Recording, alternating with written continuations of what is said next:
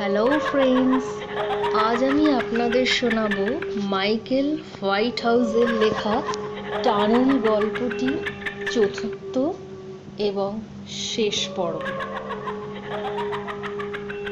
এরপর কি হয়েছিল হেঙ্কের আর কিছু মনে ছিল না। তার শুধু এটুকু মনে ছিল, সে ঘাড় ঘুরিয়ে পেছনে তাকিয়েছিল। অজ্ঞান হবার আগে গলা চিরে বেরিয়ে এসেছিল একটা আর্ত চিৎকার।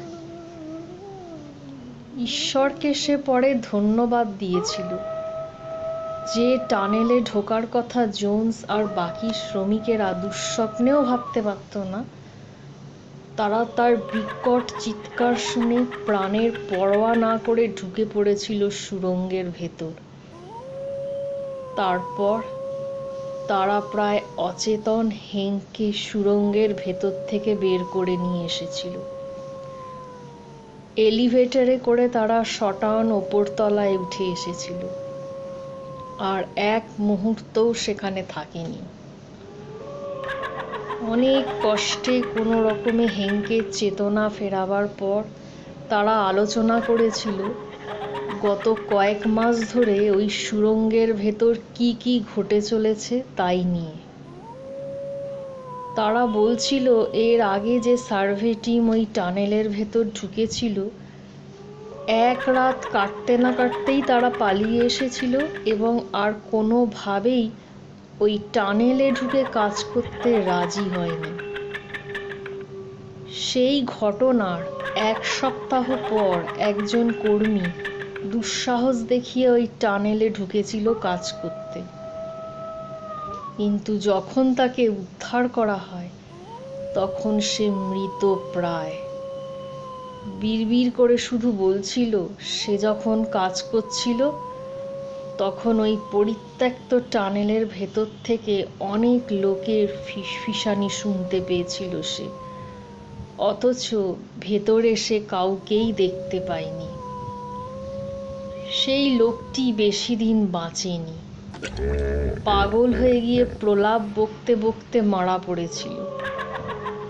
এর মাসখানেক পর আরও একটা দল ওই টানেলে ঢুকেছিল সার্ভে করতে, এবং সেই দলের সুপারভাইজার ঠিক হেঙ্কের মতোই সেই টানেল 72F এর কাছে কাউকে দাঁড়িয়ে থাকতে দেখে দেখবার জন্য এগিয়ে গিয়েছিল, এবং তারপর বেরিয়ে এসেছিল হিস্টেরিয়া রোগীর মতো ভয়ার্ত চিৎকার করতে করতে।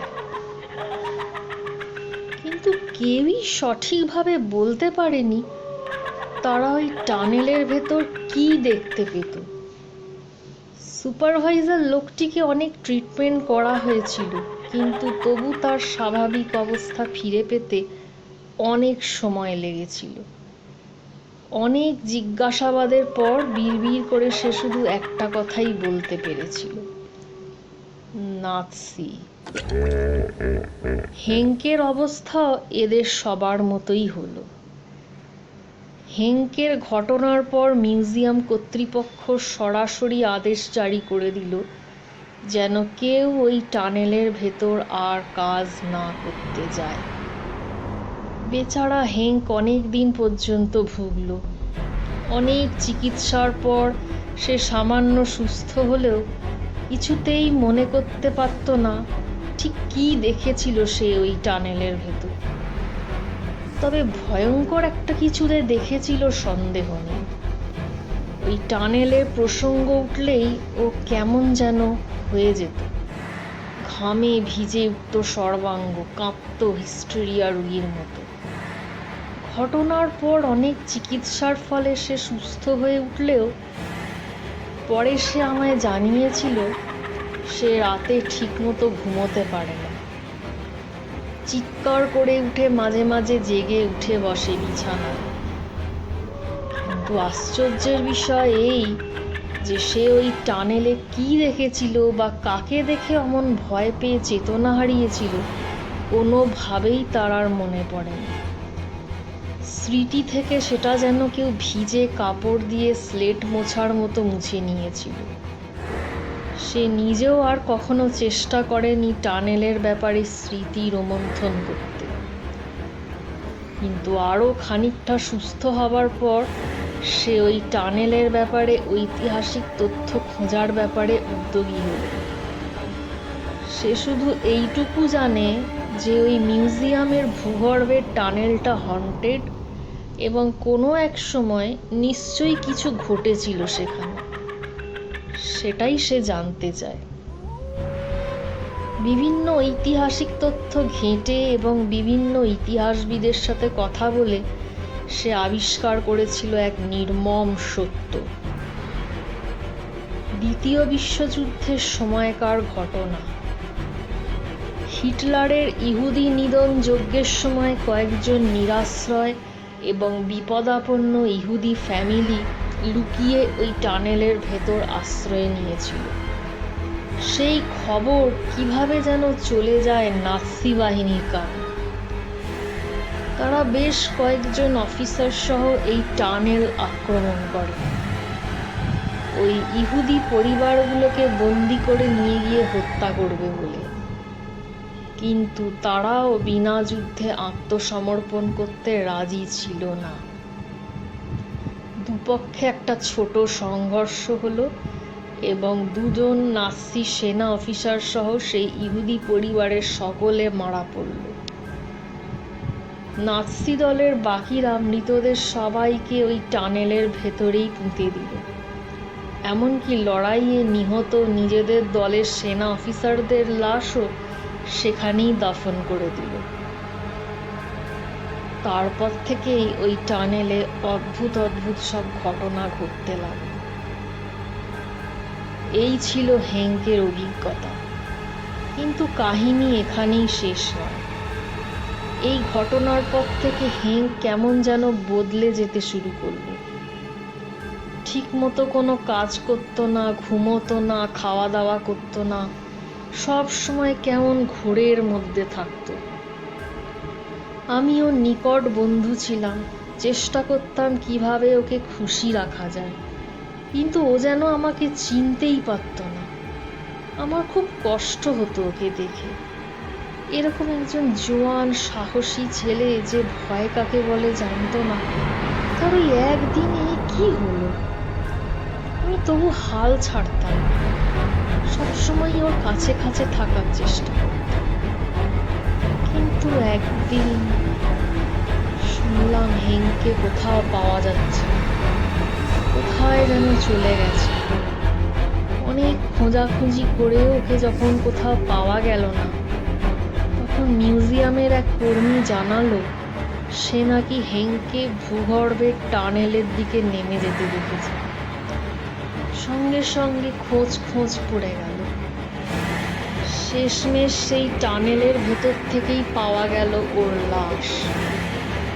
সেই অভিশপ্ত টানেল 72F এর ভেতর মরে কাঠ হয়ে আছে শরীরটা।